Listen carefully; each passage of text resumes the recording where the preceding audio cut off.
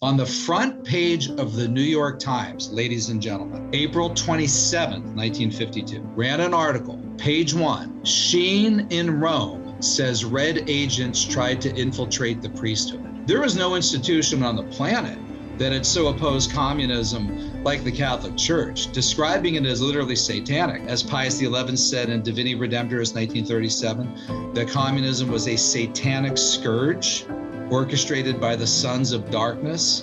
The church taught that it was literally out of the pit of hell. And Bella came to believe that and tried to pull away. The church is in a total uproar. And one of the things that might help to explain that is infiltration.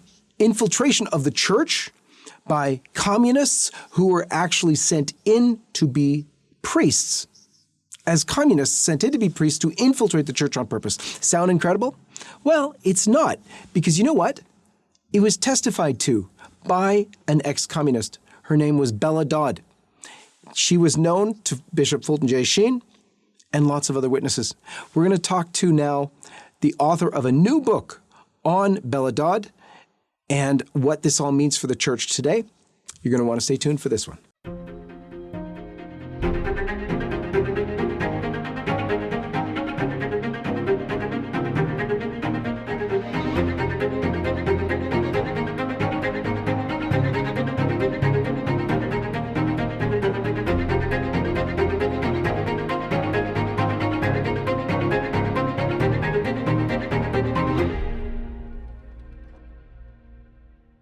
Hey everyone, I have a time-sensitive announcement to share with you.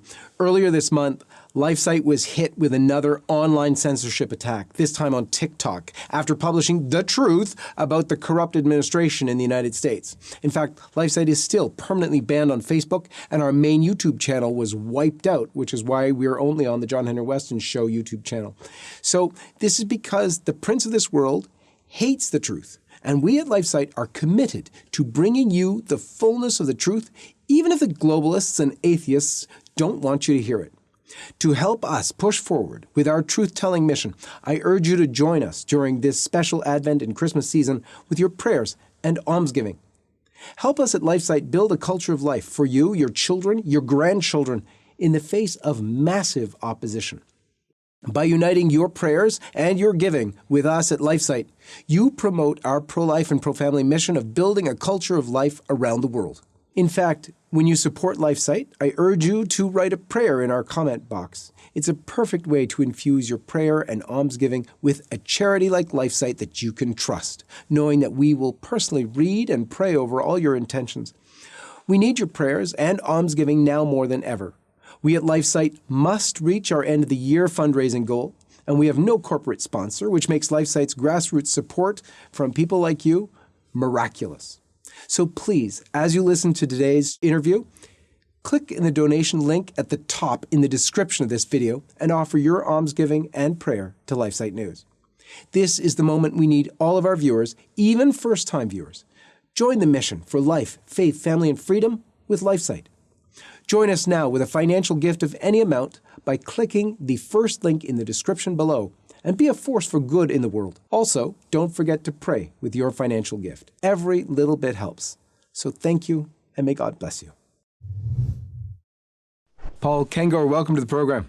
It is so good to be with you. I'm a fan. I've followed you and LifeSite News for years, and this is actually the first time we've ever met, strangely enough. But thank you so much, John-Henry. Good to meet you, Paul. Let's begin as we always do at the sign of the cross. In the name of the Father, and of the Son, and of the Holy Ghost. Amen. This is incredibly interesting, and I know there's been a lot of folklore around it. Is it really true? Is it a myth? You've got the details and the evidence, which is just incredible. But tell us first a little bit about yourself, just so people know where you're coming from. I was born and raised in Western Pennsylvania, Pittsburgh, Pennsylvania, and I had kind of a major career switch when I left medicine. I actually worked for the organ transplant team at the University of Pittsburgh in the late 1980s, and went into, it was the end of the Cold War, and so I became fascinated by that, the causes of it. Ronald Reagan, John Paul II, Mikhail Gorbachev, that whole cast of characters, communism, And then eventually in the 1990s, I decided to go to graduate school, and that became my focus. I should add here, too, from a faith perspective, I was not a Christian. I became a Christian really early to mid 1990s through evangelicals. So even though I was baptized Catholic and I consider myself a convert to the Catholic faith, I guess I'm really technically a revert. But I came into the Catholic Church. I converted to the Catholic Church in April 2005, right when Pope John Paul II died.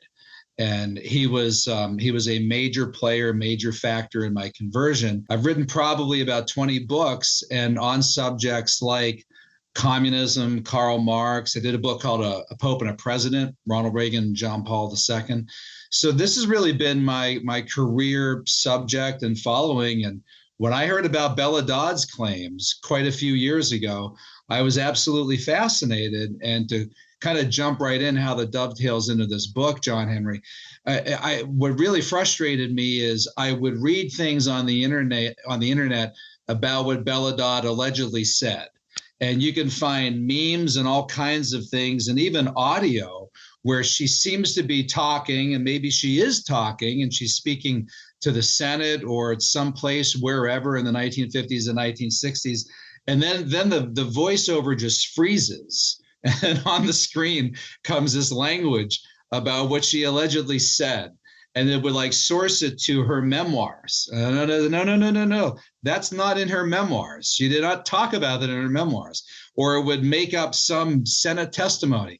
And I'd say, no, it's not in her Senate testimony. It became really an intense project of one, even documenting that she in fact said what she said, beyond the whole question of whether or not she did what she said, all of which I know we're going to get into. So that's a little bit of background on me. Amazing. Just so that people know, the name of the book is The Devil and Bella Dodd, One Woman's Struggle Against Communism and Her Redemption. It's available through Tan Books, and its co-author is Mary Nichols. So, Dr. Paul Kangor, first of all, let's get into what exactly she said. What was her message regarding infiltration of the church? So she said that she helped place, quote, over 1,000 communist men, unquote, in Catholic seminaries. And the numbers, sometimes you hear 1,100, sometimes you hear 1,200, but it's around 1,000 altogether. And one of the first episodes where we know that she said that, she was talking to Alice von Hildebrand and Dietrich von Hildebrand. Now, these are two very, very credible sources. In fact, Alice died just last year. I think it was January 2022. She was maybe 98 years old, I believe. She was up there. Dietrich died many years ago. It's been quite a while. But we interviewed Alice for the book. My co-author did, Mary Nichols. And Alice is on record saying this in her memoirs, in A Peace for Crisis magazine, in several other different written, a number of different times she wrote it down. She's on YouTube saying it in an interview with Michael Voris of Church Militant. Let's take a break right now and take a look at that testimony. Bella Dodd gave a talk in Orange, California, in which she declared publicly, I repeat, publicly, that in the course of the 20 years of activities for the communists, she recruited some 1,100 young men, neither faith nor moral, that entered seminaries. And they were so superbly trained that it was not that easy to detect them, because in many ways they seem to be orthodox. But then it's a big poison here and a big poison there. And as I said, spread doubt. It was Alice and Dietrich who met with Bella Dodd in the 1960s, and she's given the date. She is, John-Henry, she is so consistent in this. I mean, she is, you can tell she's a scholar, she's a thinker, she's an intellectual. Her words in describing what Bella says every time are almost verbatim. I mean, there's just a complete consistency.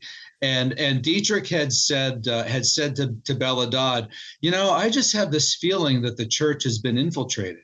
And Bella Dodd said in her kind of New York Italian accent, "You feel it? I know it." And he said, "You know it? Tell me. What do you mean?" And then she explained what she did. Now, she said this usually only privately. We found an occasion where she said it in a speech in Orange County, California in the 1960s. And apparently that speech was attended by about 600, 800 people. Two witnesses to that speech were Janine Leininger and her husband. And in fact, my friend Kevin Simmons actually knew the Leiningers and got a hold of them and took them and got them to sign a sworn affidavit saying that they heard Bella say this publicly.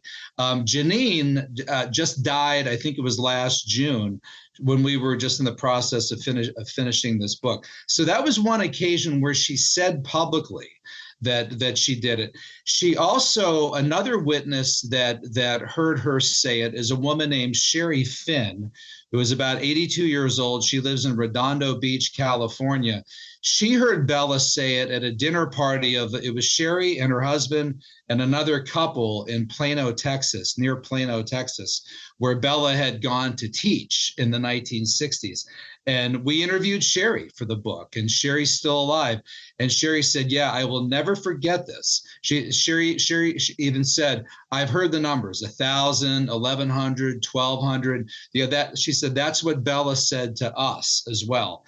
So these were private occasions. And the reason why she didn't say it publicly, except maybe on that one occasion, apparently the one occasion where she let her guard down and said something in Orange County, California, was that according to Alice von Hildebrand, Fulton Sheen forbade Bella Dodd to talk about it publicly. He thought that this would cause scandal in the church.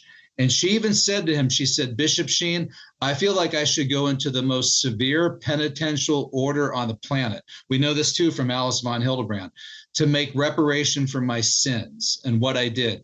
And Fulton Sheen, John Henry, said to her, actually said kind of the same thing that Pope Pius XI said to Fulton Sheen. He said, "No, I don't want you to do that. I want you instead to go out and warn the world about the evils of communism. I want you to go out there and tell everybody about what has happened and the dangers that are out there." But he didn't want her to name names. And honestly, we go through this very, very carefully in the book. It's the longest chapter in the book. I don't know if by the 1950s or 1960s, she could have named names. She would have been doing this in the middle 1930s.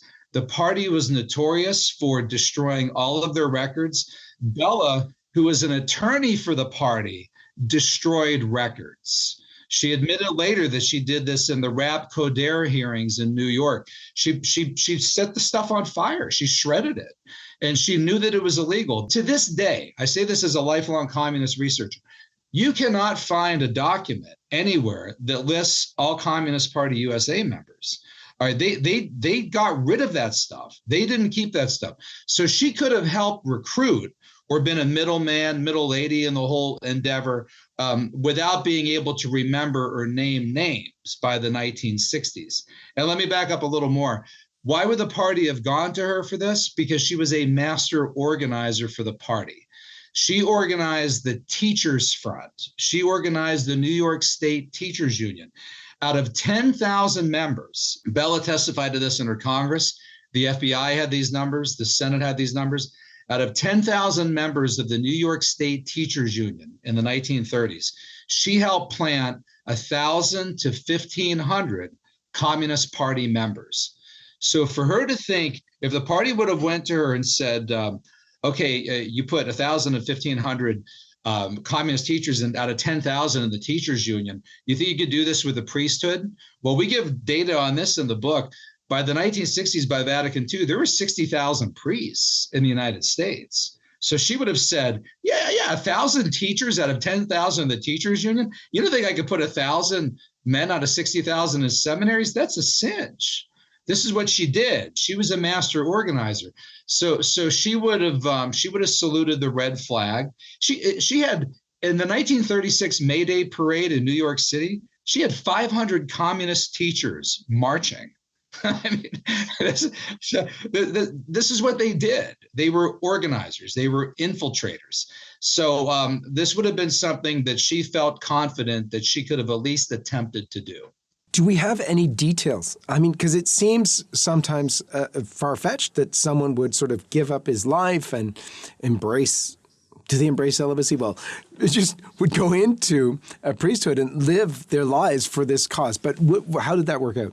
We quote in the book Blessed Solanus Casey. In fact, it's the main biography of Solanus Casey, and his biographer almost mentions this in passing. In fact, he kind of takes a snide shot at Solanus Casey for being kind of giving in here to the whole Red Scare mentality of the day, right? But Solanus Casey said, "Oh yeah, we knew about the Red infiltrators." He said they were easy to spot because they were very disciplined and very smart, but not very devout. And so he even talked about seeing these people, encountering these people. Now, I would add this too. This is, I think, quite significant. The party did this up and down with the Protestant denominations, the mainline denominations. I mean, this was testified before Congress by Manning Johnson, Ben Gitlow, Louis Boudens, William Z. Foster, Earl Browder, right? Former communists, current communists. They did this all the time. In fact, Earl Browder told an audience at Union Theological Seminary in New York in February 1935.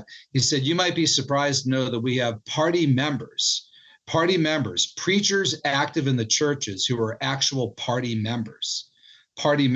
Now, you're supposed to be an atheist to be a party member. So how could you have a party member who's an atheist being an active preacher in churches? Well, they're infiltrators. But that was easier to do in Protestant churches than in Catholic churches, where the seminary process for priests was so much more exhaustive, right? So much longer, where the rector had to recommend you, right? You had to go through a long process to make it through. So I would bet that if Bella tried to help place 1,000 communists in seminaries, that they probably didn't put very many through. But those that did stay in, maybe they stayed in and became lukewarm Catholics or not really true Catholics, but they were left of center theologically. But Manning Johnson said that it was a truism in Communist Party organizing that if you could place just 60 to 70 people in an organization out of 10,000, just 1% or even less than 1%, you could control the organization. So the goal might be 1,000, but if you could get in less than 100, a well-placed 100, that's significant. My friend Herb Romerstein used to call these agents of influence that could be even more influential than somebody who was an outright spy working for the Kremlin, like Whittaker Chambers, for example. By the way, Bella Dodd was kind of like a female Whittaker Chambers. Bella Dodd then converts. Take us through that, if you will. She really went through the ringer. She started getting involved with the party in the 1930s, 1932. In 1943, she consented to being an open card-carrying communist. Now, that was a big deal because most of them were underground, but she was so high up in the National Committee and doing so much, probably the highest ranking woman in the party at that point, that at that point she might as well go public with it. So she became a card-carrying member of Communist Party in 1943. Same year that Barack Obama's mentor, Frank Marshall Davis, joined the Communist Party. In fact, we have Davis's card number. It was 47544. Bella Dodd was, like Davis, a member of the FBI. She was on the FBI's security index. FBI was watching her all the time. That meant that if a war broke out between the United States and the Soviet Union, she could be placed under immediate arrest. Because when you join the party, and we quote the loyalty oath in the 1935 loyalty oath in the book, they raised their hand and they said, I swear at all times to remain a firm defender of the Leninist line of the party, the only line that ensures the triumph of Soviet power in the United States.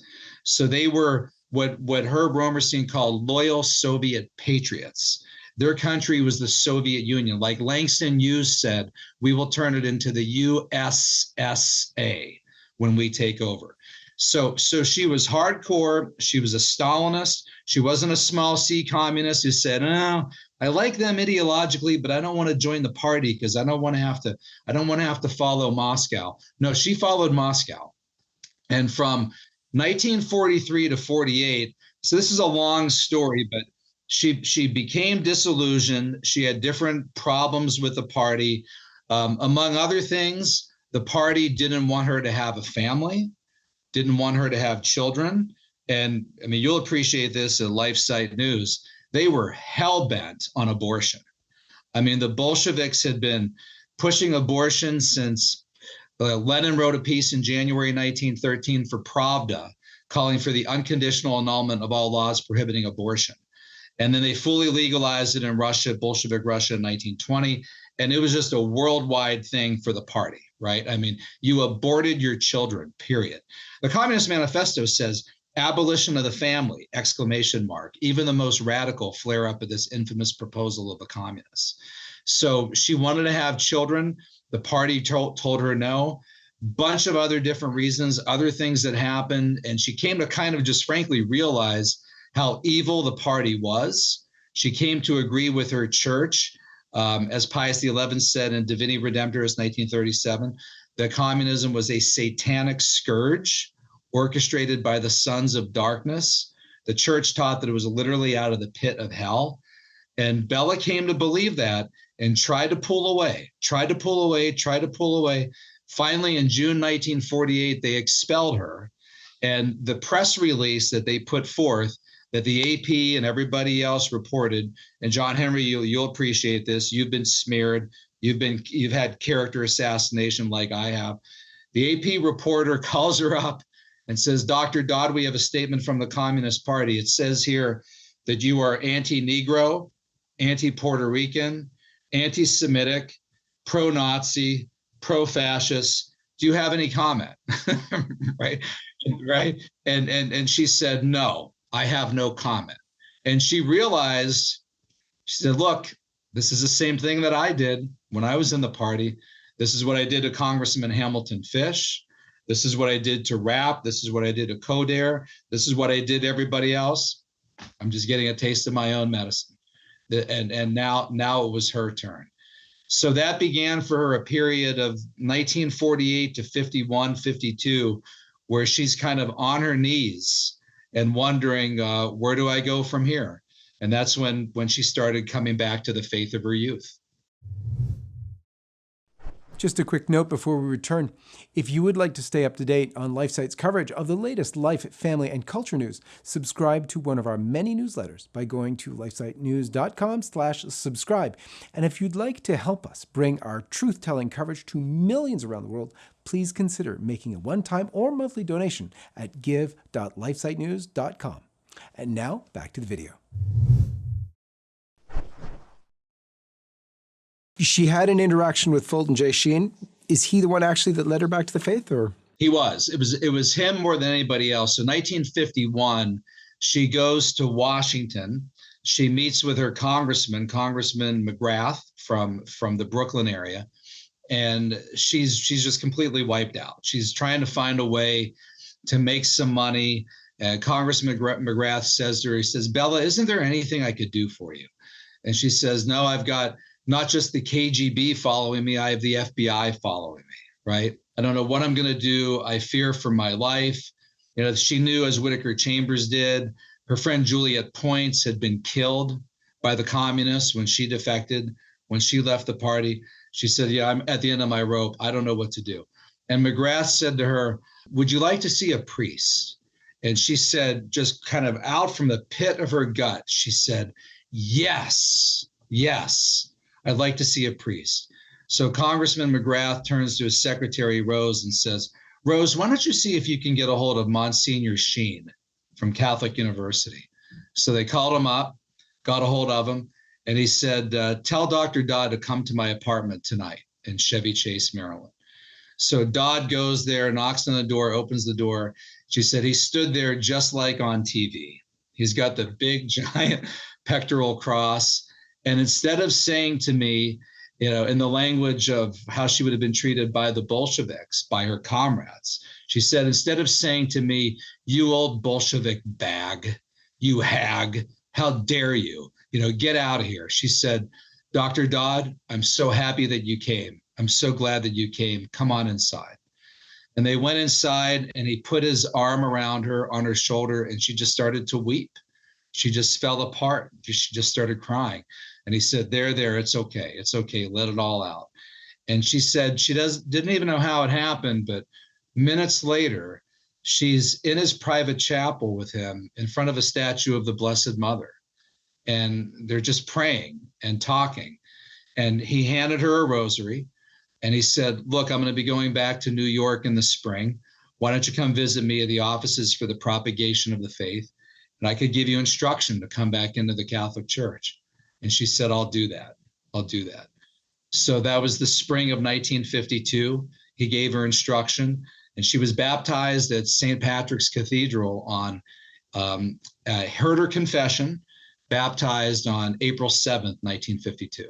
There's something puzzling about this. Maybe we should go first to this. She knew some of the infiltrators, had even worked with them as communist sort of spies, if you will. She even knew 4 in the Vatican. Is that not right? That's what she claims. And I should follow up with this. So this is quite fascinating. Sheen heard her confession on April 7th, 1952. On the front page of the New York Times, ladies and gentlemen, all right? The front page of the New York Times, April 27th, 1952. So this is 3 weeks after he hears the confession of Bella Dodd. Fulton Sheen gets on a plane or a boat, I don't know how, to cross the Atlantic to go to Rome, okay? And the New York Times that day ran an article, all right? Page 1, it says, quote, this is the headline, "Sheen in Rome says red agents tried to infiltrate the priesthood. American communists were under secret orders in 1936 to infiltrate the Roman Catholic priesthood," Bishop Fulton Sheen said today. By the way, so for anybody listening to us who thinks they still don't believe Bella Dodd, do you believe Fulton Sheen? Okay. The 57-year-old auxiliary bishop of New York, speaking before an overflowing congregation in the American Catholic Church of Santa Susana, said, quote, "In 1936, the communist wolves went into the forces which control public opinion. There was hardly a prominent newspaper commentator who did not have a communist secretary, although he or she did not necessarily know it." And here you go. "This was the beginning of the planning of forces of evil communism within the religious communities to destroy them from within. A call for volunteers to enter religious orders and make the great sacrifices of the life of a seminarian was made at a secret red meeting in a large American city," unquote. Now that's April 27th. That's 3 weeks after he heard Bella Dodd's confession. John-Henry, where is he getting that but from Bella Dodd? 1936, a call goes out, red meeting, large American city. I mean, clearly, that's where he got that. That's where that came from. Now, does that mean he got it from her in the confessional? He probably got it from her during the months of instruction prior to that, frankly. And it was the only time that I could ever find where Sheen publicly said that. After that, Sheen must have kind of come to his senses and thought, this is going to cause major scandal in the church. And just like I told Bella Dodd, I need to be careful. I know this is sensational. I know this is a big deal. I got to zip it up and I can't talk about it. Let's just fight it. Let's just find a way to go fight it. But that is a public acknowledgement from Fulton Sheen speaking in a church in Rome, reported on the front page of the New York Times, April 27, 1952, completely consistent with what Bella Dodd said and the year in which she would have done it, 1936. The only question is, again, to what extent did it succeed? And did those people that went in become priests and infiltrators and go out and sow discord and cause the problems that they did? I mean, there's all sorts of things around communism. We had the P2 list that named some of the people as well in the Vatican. There was a book, AA 1024, that caused all sorts of controversy. Do you address that in your book and the source of it? Yeah, I do. And that's one of those books that frustrates me because I feel like the documentation isn't good and it's too speculative, right? So you hear about this person whose car wrecked, and then somebody at the hospital found this in the back, and I mean, I love that stuff, right? But as a historian, I need to pin that down more.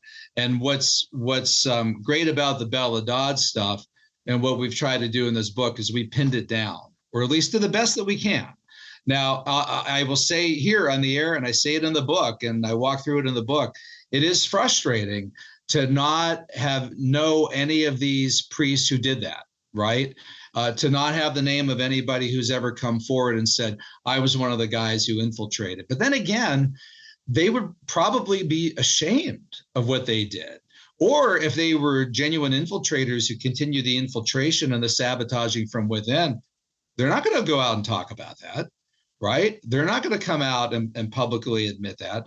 So the fact that we don't know who those people were, it's frustrating. I wish I knew, but we do know, we've documented that the intention was there. And let me say too, while I'm on this show, if there's anybody out there watching us right now, like Sherry Finn, who's still alive in Redondo Beach, who heard this directly from Bella Dodd, or like the Leiningers, who heard her say it publicly, and the only time that I know that she said it publicly, please reach out to me. Please reach out to us, because Bella Dodd died in 1969, and I bet there are still people alive who heard her say this. And I think it'll be a tall order to get anybody to contact us who was an infiltrator, right?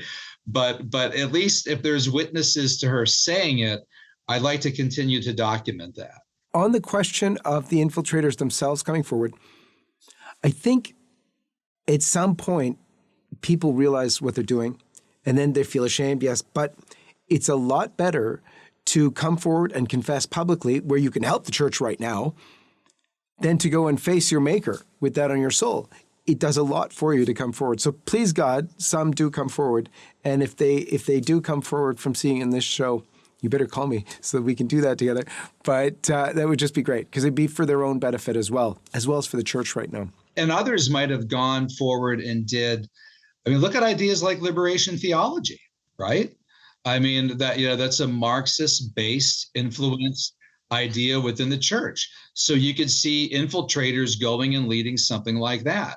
We talk about the refusal of the Vatican at Vatican II to issue what was really needed, a very strong public statement condemning communism. In fact, one of your writers at LifeSite News a few years ago published the unpublished schemas from Vatican II condemning communism, which were relegated to a footnote.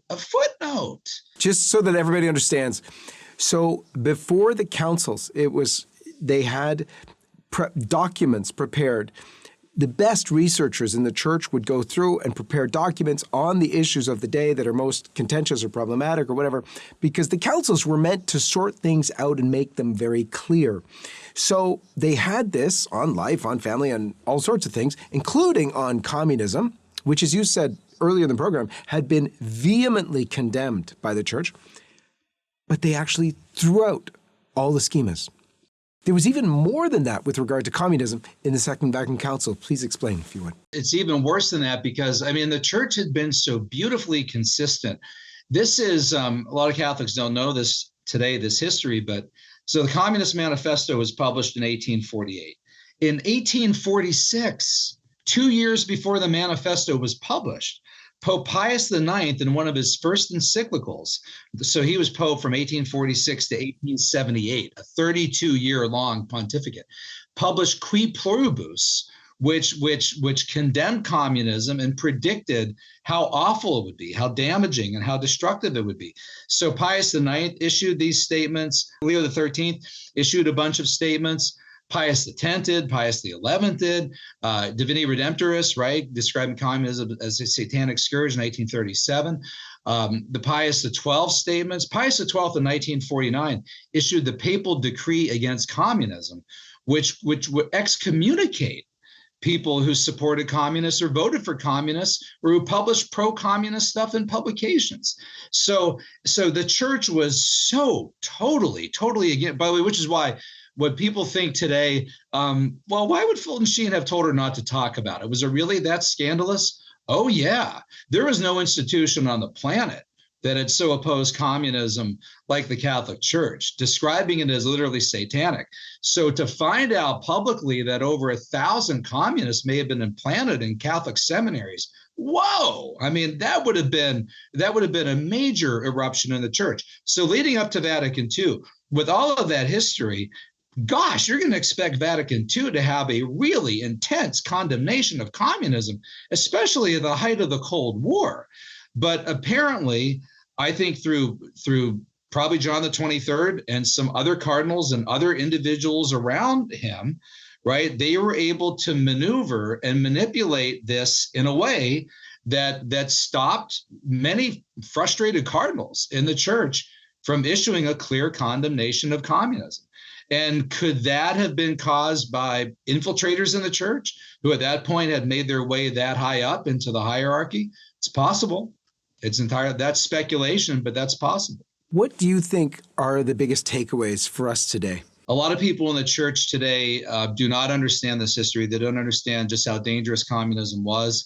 The Jesuits, America Magazine, which is the leading Jesuit publication in America, in July 2019 published an article called "The Catholic Case for Communism." The Catholic Case for Communism, written by a member of the Canadian Communist Party. And it included an accompanying article by the editor of America Magazine, explaining why we published an article called "The Catholic Case for Communism." I mean, what are they going to publish next? The Catholic Case for Atheism? Right? The Catholic case for Satanism? The Catholic case there is no Catholic case for communism. That would have gotten America Magazine excommunicated under the papal decree of 1949. But people today don't know any of this stuff. They don't get it. They haven't been educated.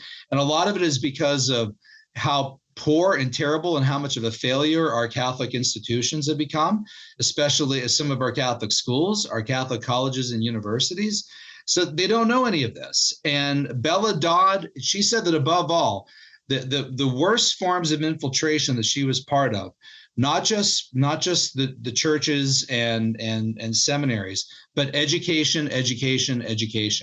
And she realized that was the place, that was the one medium, the one institution where the communists wanted to take control and foment their destructive ideas.